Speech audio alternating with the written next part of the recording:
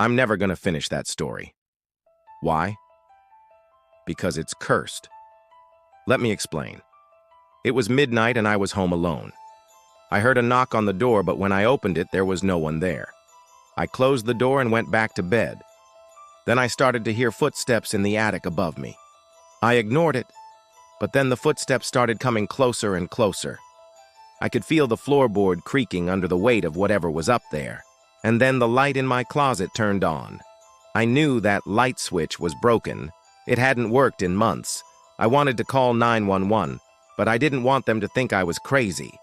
So I just laid there in the dark, paralyzed with fear, listening to the footsteps getting closer and closer until they were right outside my door. Then I heard a whisper. "Let me in." I screamed and reached for my phone to call 911, but before I could, the lights flickered and everything went black. When the power came back on, the closet door was open and there was a single shoe on the floor.